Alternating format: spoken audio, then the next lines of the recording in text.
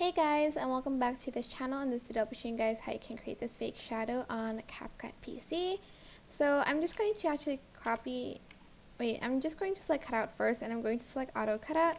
Then I'm going to copy and paste that, and on the one in the back you're just going to go to adjustments, and you're going to put the saturation all the way to -50, put the brightness down as well, and put up the contrast. Let's see, put down the highlight, and put down the eyeshadow, and put down the illumination, and kind of like fade it out a little bit like so. Then I'm just going to add in a background real quick so you guys can see that there's like a shadow behind the video like so. And I'm not quite sure if you can make it darker. Maybe you can by using the adjustments tool, but honestly I'm not so sure.